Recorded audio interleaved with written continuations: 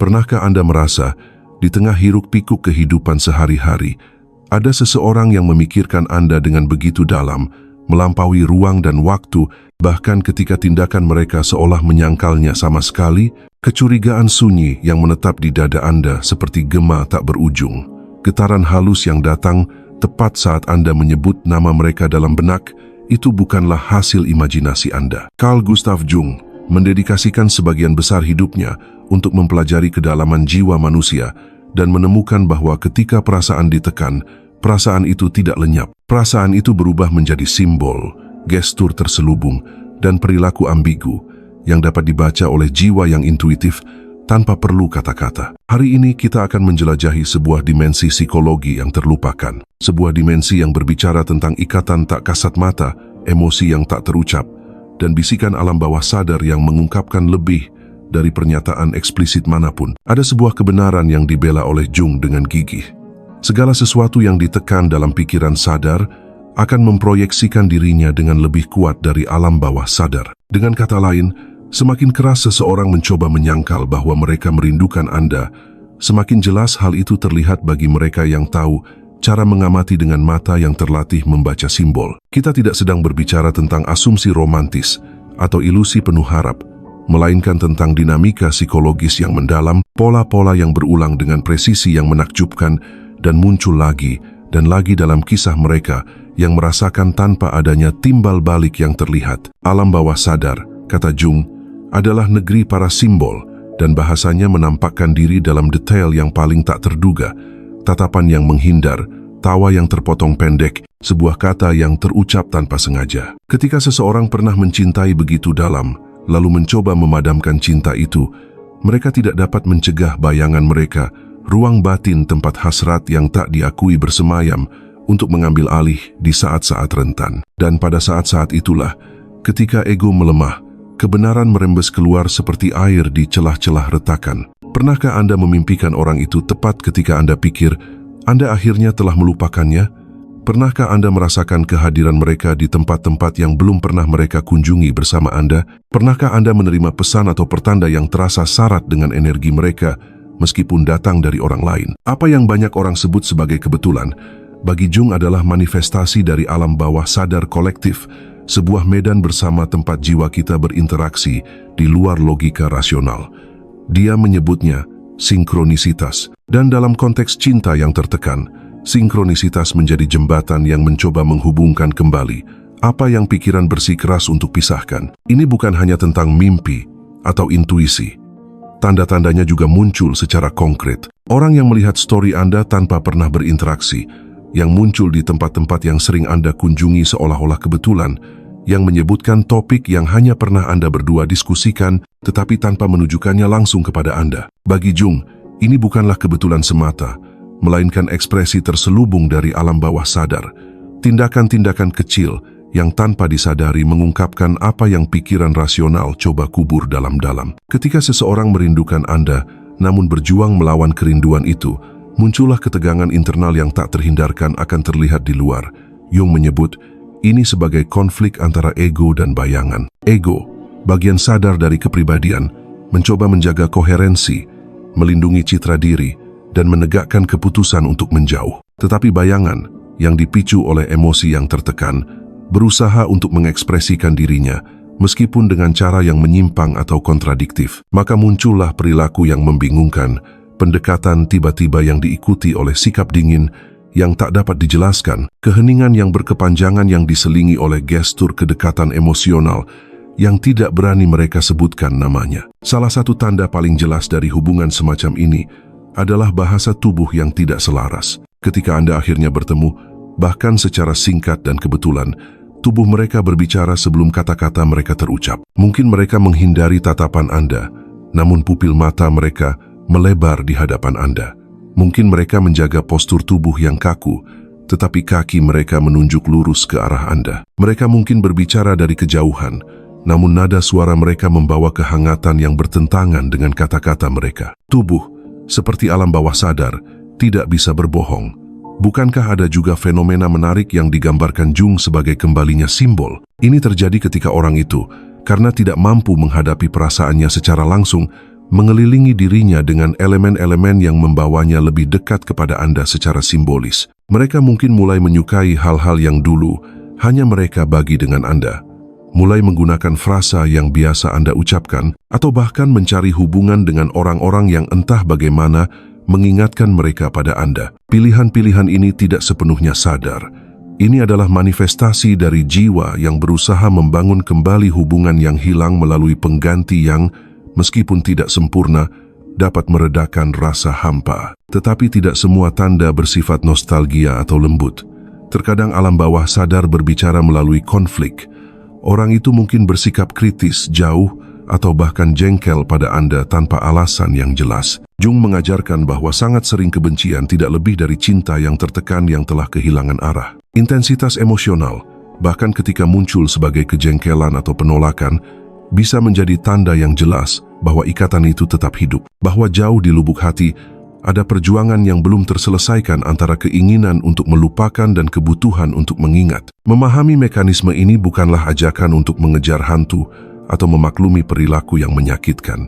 Sebaliknya, ini adalah tentang berdamai dengan intuisi kita sendiri. Karena sama seperti orang itu mungkin menekan kerinduannya, Anda pun bisa jadi menyangkal kerinduan Anda sendiri. Penguasaan emosi yang sejati bukanlah tentang menebak apa yang orang lain rasakan, tetapi tentang merasa damai dengan apa yang Anda rasakan tanpa memerlukan validasi dari luar. Psikologi mendalam Jung tidak menawarkan jawaban yang mudah, tetapi menyediakan peta yang kuat untuk menavigasi kompleksitas jiwa manusia. Ketika kita belajar membaca bahasa alam bawah sadar, baik milik kita maupun orang lain, kita menemukan bahwa kisah cinta tidak selalu berakhir dengan ucapan selamat tinggal. Terkadang, kisah itu berlanjut dalam keheningan, dalam gestur yang tidak diperhatikan orang lain, dalam mimpi yang tak terucap, dan dalam ruang-ruang halus tempat hati berbicara tanpa suara. Mungkin masih ada sesuatu yang patut didengar. Dan disitulah kekuatan sejati Anda dimulai. Dalam kemampuan Anda untuk menafsirkan yang tak terlihat, dalam keberanian Anda untuk memegang teguh apa yang orang lain sangkal, dan dalam keputusan Anda untuk pulih, bahkan ketika orang lain tidak menyebutkannya. Karena jiwa yang memahami juga membebaskan dirinya sendiri. Hal yang benar-benar menakjubkan tentang komunikasi simbolis ini adalah bahwa ia beroperasi pada tingkat yang tidak dapat dijangkau oleh pikiran sadar. Ini bukan tentang pesan yang dikirim dengan niat yang disengaja, tetapi dorongan mendalam yang seringkali tidak diketahui bahkan oleh orang yang memancarkannya. Orang itu, tanpa tahu mengapa, terus mengingat adegan-adegan yang pernah dilalui bersama, mengutip frasa Anda dalam percakapan yang tidak berhubungan, menyimpan barang-barang Anda seolah-olah itu adalah jimat, dan mereka tidak melakukannya karena mereka mau, tetapi karena sesuatu di dalam diri mereka menolak untuk melepaskan Anda. Seperti yang ditemukan Jung, alam bawah sadar tidak bertindak berdasarkan aturan ego atau merespons logika. Ia memiliki bahasanya sendiri, petanya sendiri, dan ketika ikatan emosional begitu kuat, ia menemukan cara-cara tak terduga untuk bertahan. Bahkan ketika akal sehat telah menyerah, seseorang yang telah mendorong Anda keluar dari hidupnya mungkin bersumpah bahwa mereka telah benar-benar move on, meyakinkan Anda atau orang lain bahwa mereka tidak merasakan apa-apa lagi. Tetapi sikap dingin yang tampak itu bukanlah bukti ketidakpedulian. Apa yang Anda rasakan, rasa sakit yang tiba-tiba, pikiran yang datang tanpa diundang, firasat yang tidak dapat Anda jelaskan, seringkali merupakan respons langsung terhadap arus energi yang masih mengalir di antara Anda. Jung menyatakannya dengan jelas, energi psikis tidak pernah padam, ia bergerak, ia berubah. Dan ketika tidak dapat menemukan jalan keluar dalam dialog sadar, ia bermanifestasi dalam mimpi, dalam salah ucap, dalam simbol, dalam keheningan yang canggung. Hubungan emosional tidak hilang dengan ketiadaan. Ia hanya berubah bentuk, merembes ke dalam bentuk lain, mencari rute lain. Itulah sebabnya Anda tidak sedang berkhayal atau melamun. Ketika Anda merasakan kehadiran itu, ketika Anda merasa orang itu memikirkan Anda, kemungkinan besar memang begitu adanya.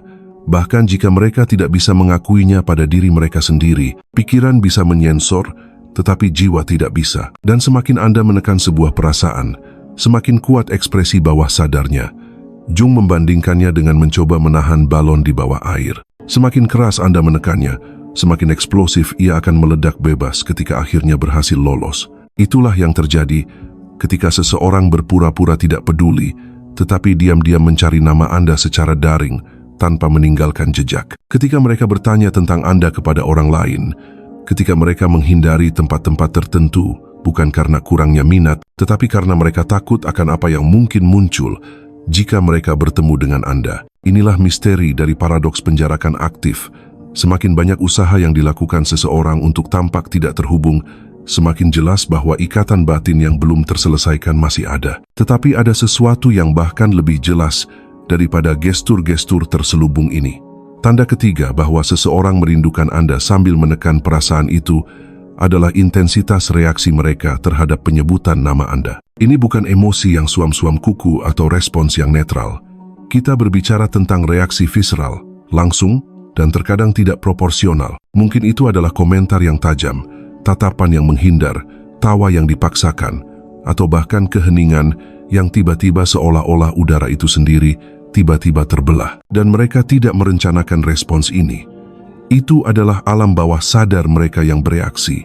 Jung menyebut ini sebagai aktivasi kompleks emosional pusat emosi tertekan yang terkonsentrasi yang ketika dipicu oleh rangsangan tertentu nama Anda, foto Anda, atau gagasan bahwa orang lain telah menggantikan posisi Anda akan menyala tanpa peringatan atau kontrol. Reaksi-reaksi ini seperti jendela di mana jiwa mengintip tanpa izin. Itulah sebabnya ketika seseorang tiba-tiba mengubah topik pembicaraan atau wajah mereka berkedip dengan ketidaknyamanan atau nostalgia selama sepersekian detik sebelum kembali ke kekakuan biasanya, itu bukanlah sebuah akting. Itu adalah kebocoran emosional, sebuah momen ketika sang bayangan mengambil alih.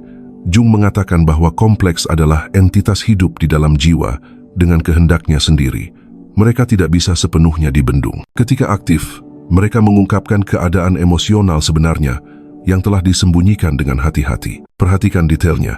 Kedipan gugup itu, gestur yang menegang, frasa yang diucapkan lebih keras dari yang diperlukan. Ini semua adalah indikator bahwa kehadiran Anda masih hidup jauh di dalam pikiran mereka, bahkan jika narasi luar mereka mengklaim sebaliknya.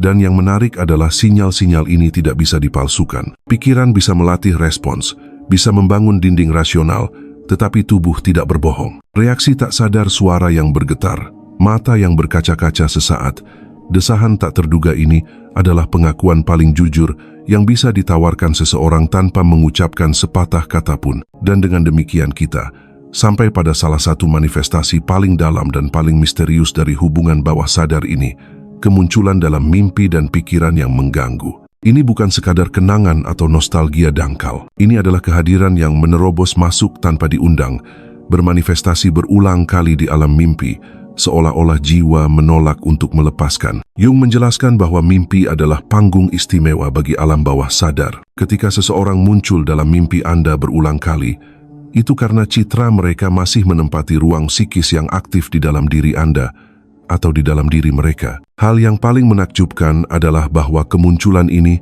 seringkali bersifat timbal balik. Saat Anda memimpikan orang itu, mereka seringkali juga memimpikan Anda, meskipun mereka tidak akan mengakuinya. Bukan hal yang aneh setelah berminggu-minggu hening, Anda menerima pesan tak terduga tepat setelah semalaman Anda memimpikan mereka. Jiwa yang terhubung berbagi medan getaran yang sama, dan kedekatan tak kasat mata itu bermanifestasi dalam sinkronisitas yang begitu presisi sehingga logika tidak dapat menjelaskannya. Mungkin itu adalah pikiran yang muncul di benak Anda tanpa alasan saat Anda melakukan sesuatu yang sama sekali tidak berhubungan, atau perasaan sedih atau gembira yang tiba-tiba bertepatan dengan momen penting dalam kehidupan orang yang pernah Anda cintai. Pikiran-pikiran yang mengganggu ini bukanlah sekadar keisengan pikiran. Mereka adalah gema, resonansi, manifestasi dari energi emosional yang menolak untuk padam. Orang yang seolah-olah telah mengeluarkan Anda dari hidupnya mungkin sedang mengalami serbuan kenangan yang sama seperti Anda. Mereka mungkin berjuang untuk memahami mengapa mereka tidak bisa melupakan Anda. Mengapa, terlepas dari segalanya, Anda terus muncul kembali saat paling tidak diharapkan. Jung berpendapat bahwa fenomena ini mengungkapkan bahwa ada sesuatu yang belum selesai, bahwa cerita itu tidak pernah benar-benar ditutup, dan bahwa alam bawah sadar terus mencoba mencari resolusi yang tidak berani dihadapi oleh pikiran sadar. Tanda keempat ini, pada pandangan pertama, adalah yang paling halus, tetapi juga yang paling intim, karena tidak memerlukan bukti atau saksi yang terlihat. Ini adalah semacam kehadiran yang Anda rasakan di kulit Anda, di sini, dalam gumaman jiwa. Dan jika Anda merasa seseorang sedang memimpikan Anda, jika Anda terbangun dengan namanya berdebar di dada tanpa alasan yang jelas, mungkin saja di suatu tempat di alam bawah sadar bersama, orang itu telah menyebut nama Anda, karena seperti yang ditegaskan oleh Jung, apa yang dipersatukan oleh jiwa, bahkan keheningan pun tidak dapat memisahkannya sepenuhnya. Dengan wawasannya yang tajam tentang kondisi manusia, Jung menganggap mimpi lebih dari sekadar produk sampingan dari istirahat. Dia melihatnya sebagai portal istimewa menuju kedalaman jiwa. Baginya, setiap citra mimpi adalah pesan terenkripsi dari alam bawah sadar, sebuah kebenaran yang terbungkus dalam simbol di luar kendali pikiran rasional. Itulah mengapa ketika seseorang memimpikan Anda berulang kali, terutama jika di siang hari mereka menekan setiap ekspresi emosional terhadap Anda, itu bukanlah keanehan ingatan semata.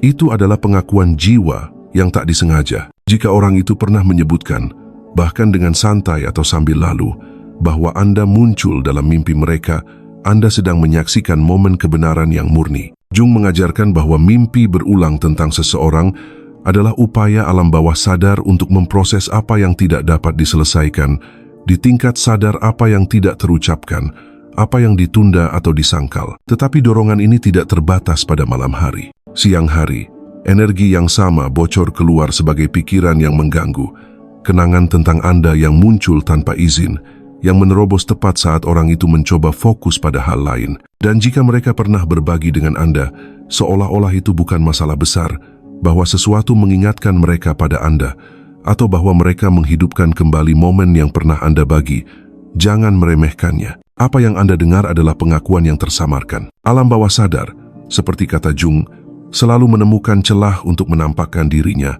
terutama ketika muatan emosionalnya kuat. Pikiran mungkin mencoba membungkam kasih sayang, tetapi jiwa memiliki celahnya sendiri untuk melarikan diri. Jung menyebut fenomena ini sebagai kompensasi psikis. Ini adalah hukum jiwa yang mendalam. Semakin kita mencoba menekan sebuah perasaan, semakin kuat ekspresi alternatifnya. Ini seperti menekan mata air bawah tanah dengan keras. Cepat atau lambat, ia akan menemukan jalannya. Jadi, jika orang itu bersikeras menunjukkan ketidakpedulian, tetapi pikiran mereka mengkhianati mereka dengan kenangan yang mengejutkan, Anda sedang menyaksikan ekspresi otentik dari ikatan yang tetap hidup, meskipun dalam bayang-bayang. Tanda kelima dari dinamika emosional tersembunyi ini adalah apa yang disebut Jung sebagai proyeksi terbalik. Ini adalah salah satu manifestasi kerja alam bawah sadar yang paling jelas, namun paling sulit diidentifikasi. Ini terjadi ketika orang yang sangat merindukan Anda, tetapi tidak bisa mengakuinya, mulai memproyeksikan pada Anda apa yang mereka tolak untuk lihat dalam diri mereka sendiri. Mungkin terdengar seolah-olah Andalah yang belum move on, bahwa Anda masih terjebak, berpegang pada sesuatu yang sudah berlalu, tetapi pada kenyataannya, mereka sedang berbicara tentang diri mereka sendiri. Jung berpendapat bahwa apa yang paling mengganggu kita pada orang lain, atau apa yang kita tunjukkan pada mereka, seringkali merupakan cermin dari apa yang kita tolak untuk terima di kedalaman diri kita sendiri. Ketika seseorang bersikeras bahwa Andalah yang belum melepaskan, ketika mereka mengulangi dengan tegas bahwa semuanya sudah berakhir, atau bahwa semua orang sudah melanjutkan hidup, pengulangan itu bukanlah sebuah pernyataan. Itu adalah pertahanan. Karena ketika sesuatu benar-benar selesai, ia tidak memerlukan pembenaran atau penegasan ulang yang terus-menerus. Intensitas emosional saat mereka mengatakannya justru mengkhianati hal sebaliknya, bahwa mereka tidak berdamai dengan apa yang mereka rasakan. Inilah sifat paradoks dari proyeksi terbalik. Dalam upaya mereka untuk membebaskan diri, orang itu akhirnya mengungkapkan apa yang mengikat mereka. Mereka menunjuk pada Anda, tetapi sebenarnya mereka sedang mengamati diri mereka sendiri. Mereka menuduh Anda, tetapi itu adalah cerminan mereka sendiri yang coba mereka sembunyikan. Tanda keenam adalah salah satu yang paling misterius, dan pada saat yang sama paling puitis dalam pemikiran Jungian, sinkronisitas yang bermakna. Jung mendefinisikan ini sebagai kebetulan yang tidak memiliki penyebab logis yang jelas, tetapi syarat dengan makna pribadi yang mendalam. Ketika seseorang sangat merindukan Anda dan alam bawah sadar mereka aktif, seringkali terjadi pertemuan tak terduga, sinyal, atau persimpangan jalan yang terasa terlalu tepat untuk dianggap sebagai kebetulan semata. Mungkin orang itu muncul tepat saat Anda sedang mengalami sesuatu yang penting secara emosional. Mungkin mereka masuk kembali ke dalam hidup Anda tepat saat Anda sedang memikirkan mereka dengan sangat kuat, atau Anda bertemu dengan mereka di tempat di mana tidak ada alasan untuk berpapasan. Mereka mungkin mengatakan itu adalah kebetulan, bahwa mereka tidak tahu Anda akan berada di sana. Itu mungkin benar untuk pikiran sadar mereka, tetapi alam bawah sadar, menurut Jung, dapat memengaruhi keputusan kita dengan cara yang tidak kita pahami, membimbing rute, jadwal, kata-kata, dan gestur kita tanpa kita sadari. Jadi, kebetulan-kebetulan ini bukanlah kecelakaan biasa. Mereka adalah gerakan jiwa, upaya sunyi untuk terhubung kembali dari tempat yang dalam.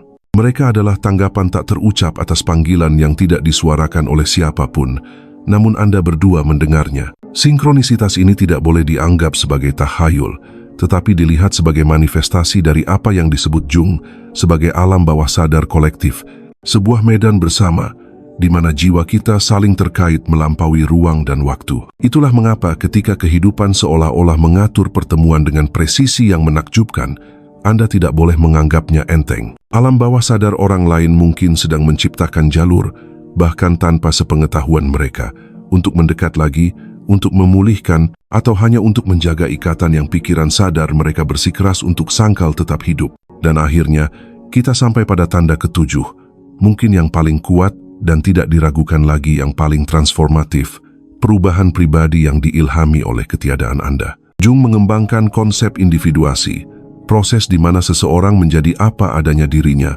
mengintegrasikan bagian-bagian dari diri mereka yang telah mereka proyeksikan pada orang lain. Ketika seseorang sangat merindukan Anda namun tidak dapat mendekati atau mengatakannya, mereka seringkali menyalurkan energi itu ke dalam transformasi yang sunyi namun bermakna. Mereka mungkin mulai tertarik pada hal-hal yang Anda sukai, mengadopsi kebiasaan yang pernah mereka kritik, atau mulai sering mengunjungi tempat-tempat yang memiliki makna khusus bagi Anda. Perubahan semacam ini bukanlah tiruan yang dangkal. Ini bukan upaya nostalgia untuk mendapatkan kembali sesuatu yang hilang. Sebaliknya, ini adalah cara bawah sadar untuk mengintegrasikan aspek-aspek dari diri Anda yang beresonansi secara mendalam di dalam jiwa mereka. Jung menjelaskan bahwa ketika seseorang mengubah kita, ketika mereka meninggalkan jejak emosional yang otentik, mereka tidak hilang begitu saja dengan pergi. Mereka menjadi bagian dari kita. Jadi, jika orang itu telah berubah secara nyata sejak Anda pergi, jika mereka telah mengadopsi sikap, nilai, atau gairah yang pernah menjadi milik Anda sedang menyaksikan jejak tak kasat mata dari kehadiran Anda. Itu adalah cara mereka, sadar atau tidak, untuk membuat Anda tetap dekat. Transformasi pribadi itu, pada intinya, adalah sebuah penghormatan diam-diam. Ia mengakui bahwa pengaruh Anda begitu mendalam sehingga menjadi bagian dari evolusi mereka. Dalam istilah Jungian, itu adalah hasil dari integrasi simbolis dari yang lain. Dan ketika integrasi seperti itu terjadi secara tulus, itu adalah tanda paling jelas bahwa Anda pernah dan terus menjadi penting dalam perjalanan mereka. Karena ketika seseorang berubah karena apa yang Anda bangkitkan di dalam batinnya, mereka melakukannya dari tempat yang melampaui sekadar keinginan atau kenangan. Mereka melakukannya dari jiwa. Pada akhirnya, memahami tanda-tanda ini melalui kacamata Jung memungkinkan kita membaca gestur tersembunyi dari mereka yang telah mencintai kita dalam diam. Ini mengembalikan kekuatan kita untuk melihat melampaui penampilan, untuk mengakui bahwa bahkan dari kejauhan, jiwa tidak berbohong. Orang-orang yang menyentuh jiwa kita secara mendalam tidak pernah sepenuhnya meninggalkan kita. Dan selama sebagian dari diri Anda hidup dalam transformasi orang lain, kisah Anda terus berdetak, bahkan dalam apa yang tidak terucapkan. Setiap dari ketujuh sinyal ini, jika dilihat secara terpisah, bisa tampak ambigu, mudah dijelaskan oleh logika konvensional. Tetapi ketika mereka mulai saling terkait, muncul secara bersamaan di berbagai momen, dalam konteks yang berbeda, dan dari berbagai arah, Anda sedang menyaksikan sesuatu yang jauh lebih dalam. Anda sedang mengamati apa yang disebut Jung sebagai konstelasi psikis sekelompok tanda bawah sadar, yang ketika digabungkan mengungkapkan kebenaran emosional yang ditekan dengan hati-hati oleh pikiran sadar. Orang itu merindukan Anda, bukan secara dangkal atau sepintas lalu, tetapi dengan kedalaman yang begitu kuat, sehingga bahkan mereka sendiri tidak dapat mengakuinya tanpa masuk ke dalam konflik dengan diri mereka sendiri. Aspek yang menarik dan menyakitkan secara manusiawi dari dinamika ini adalah bagaimana ia menelanjangi struktur ganda jiwa kita. Jung mendedikasikan hidupnya untuk menjelajahi polaritas yang melekat pada jiwa, koeksistensi dua kehendak dalam satu makhluk. Yang pertama adalah sadar, rasional, dan dibentuk secara sosial, mencari keteraturan, koherensi, dan kontrol. Yang kedua adalah bawah sadar, emosional, arketipal, bebas dari struktur, dan responsif terhadap hukum-hukum yang jauh lebih tua dan lebih dalam. Kehendak kedua inilah yang menyimpan ikatan sejati, rasa sakit yang belum terselesaikan, dan hasrat yang tak terakui. Dengan demikian, seseorang mungkin meyakinkan semua orang, bahkan diri mereka sendiri, bahwa mereka telah move on, sementara alam bawah sadar, mereka diam-diam terus hidup melalui Anda. Kontradiksi internal itu menghasilkan gesekan yang harus menemukan pelepasan. Gesekan inilah api yang tak terlihat namun konstan, yang menyulut semua tanda yang telah kita jelajahi. Ketika alam bawah sadar tidak dapat berbicara dengan kata-kata langsung, ia mengekspresikan dirinya melalui simbol. Dalam mimpi di mana Anda muncul kembali, dalam pikiran berulang yang menerobos di tengah hari, dalam pertemuan yang tampaknya kebetulan padahal bukan, dalam reaksi emosional yang menentang logika. Itu adalah bahasa kuno dan presisi yang hanya bisa dibaca oleh mereka yang telah menyelami kedalaman diri mereka sendiri. Namun, Jung melihat sesuatu yang bahkan lebih halus dan kuat dalam tulisan-tulisannya yang lebih mistis. Kemungkinan bahwa ikatan antara jiwa yang benar-benar terhubung tidak pernah sepenuhnya larut, bahkan ketika ikatan fisik terputus. Dia berbicara tentang jembatan energik yang tetap aktif melalui alam bawah sadar kolektif, lapisan jiwa yang dalam yang kita semua bagi. Di sana, di alam di mana waktu dan ruang seperti yang kita kenal tidak berlaku, dua orang yang telah mengaktifkan aspek-aspek esensial satu sama lain tetap terhubung dalam keheningan, saling memengaruhi tanpa menyadarinya. Pernahkah Anda bertanya-tanya, mengapa hubungan tertentu menentang logika, jarak, tahun, bahkan hubungan lainnya? Mengapa Anda merasa seseorang tidak dapat menghapus Anda dari sistem mereka, bahkan ketika segalanya menunjukkan mereka telah membuka lembaran baru? Jung menjelaskan ini melalui konstelasi arketipal. Ketika dua orang saling mengaktifkan arketipe fundamental dalam jiwa masing-masing, sang kekasih, sang bijak, anak batin, sang penyelamat, sang ibu, sang pemberontak, koneksi itu terbentuk tidak hanya secara emosional, tetapi juga secara spiritual. Dan pada tingkat itulah, ia menjadi hampir tak terpisahkan. Ini bukan lagi hanya tentang kenangan atau kasih sayang, tetapi tentang struktur simbolis hidup yang bersarang jauh di dalam setiap jiwa. Itulah sebabnya ketika seseorang merindukan Anda namun menyembunyikannya, Anda tidak hanya bergulat dengan emosi saat ini, tetapi dengan citra internal yang telah berakar secara mendalam. Dari perspektif Jungian, kerinduan tersembunyi ini bukanlah keterikatan semata. Ini mencerminkan konflik mendasar antara ego sadar yang berusaha untuk melanjutkan, melindungi diri, dan mempertahankan kontrol, dan alam bawah sadar yang tetap berpegang pada kebenaran emosional yang belum dilihat atau diselesaikan. Ketegangan ini menghasilkan energi yang harus menemukan jalan keluar, dan ia melakukannya melalui ketujuh sinyal yang telah kita uraikan. Setiap dari mereka bertindak seperti katup tekanan, sebuah celah di mana yang tertekan bocor dan mencari ekspresi. Apa yang ditemukan Jung adalah bahwa represi emosional tidak pernah sempurna.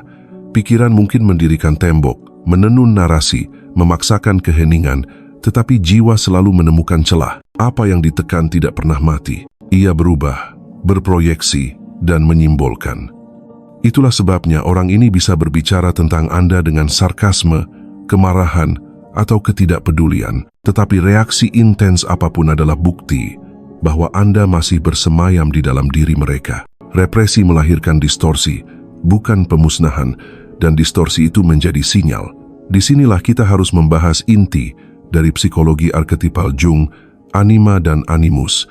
Jung memahami bahwa di dalam setiap pria hidup citra bawah sadar tentang feminin, yaitu anima, dan di dalam setiap wanita hidup citra bawah sadar tentang maskulin, yaitu animus. Ketika seseorang mewujudkan atau mengaktifkan arketipe ini pada orang lain, mereka menjadi lebih dari sekadar kekasih. Mereka menjadi cermin jiwa, sosok internal yang diproyeksikan ke dunia luar, cerminan dari apa yang dicari, ditakuti, dibutuhkan, dan seringkali tidak dapat dinamai oleh orang lain. Jika Anda, sebagai seorang wanita, telah mengaktifkan anima dalam seorang pria, Anda bukan hanya pasangannya. Anda adalah cermin batinnya, inspirasi arketipalnya, simbol hidup dari jiwa femininnya, kelembutannya yang tertekan, intuisinya yang terlupakan, kapasitasnya untuk mencintai tanpa batas. Kehilangan Anda bukan hanya akhir dari sebuah hubungan, tetapi hilangnya koneksi vital ke bagian penting dari dirinya sendiri.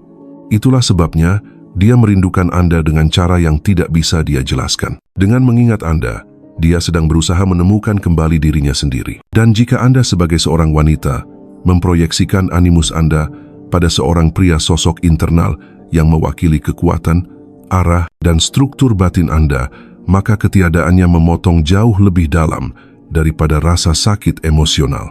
Ini adalah pengalaman merasa terputus dari bagian vital dari jiwa Anda sendiri. Animus yang diwujudkan dalam seorang pria terkasih mewakili dorongan Anda untuk bertindak, kemampuan Anda untuk menegaskan diri, untuk berdiri teguh. Ketika pria itu pergi, rasanya seolah-olah kualitas-kualitas itu hancur di dalam diri Anda, sampai Anda belajar untuk mengintegrasikannya sebagai milik Anda sendiri. Dalam pengertian ini, koneksi terdalam lebih dari sekadar ikatan emosional.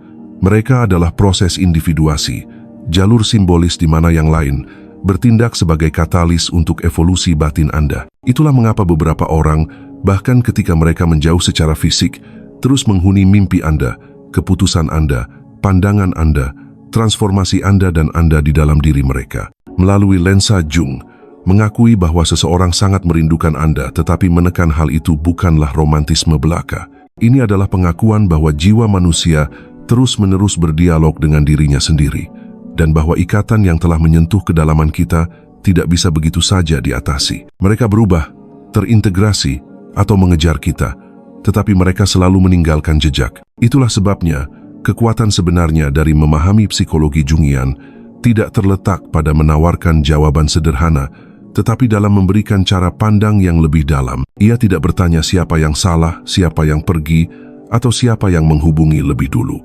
Sebaliknya, ia bertanya, apa yang masih belum terselesaikan, kekuatan apa yang telah diaktifkan di dalam diri kita, dan pesan apa yang coba dikirimkan oleh alam bawah sadar kita melalui keheningan, mimpi, pertanda, dan perubahan. Karena apa yang diakui jiwa sebagai hal penting, ia tidak akan pernah lupa. Ia membawanya sampai tiba saatnya untuk memahami, mengintegrasikan, atau melepaskannya sepenuhnya. Pada akhirnya, orang itu mungkin tidak akan pernah menyebut nama Anda dengan lantang. Mereka mungkin tidak akan pernah mengakui apa yang mereka rasakan. Tetapi jika Anda adalah cermin dari alam bawah sadar mereka, jika Anda mengaktifkan bagian paling tersembunyi dari diri mereka, maka peran Anda dalam hidup mereka melampaui kata-kata. Mungkin Anda tidak lagi menyentuh mereka, tetapi mereka masih membawa warna Anda dalam tatapan mereka, keheningan Anda dalam napas mereka, ketiadaan Anda dalam setiap upaya untuk memulai sesuatu yang baru. Dan itu mungkin menjadi bukti terdalam dari segalanya, bahwa bahkan ketika jiwa kehilangan kontak, ia tidak pernah sepenuhnya kehilangan koneksi.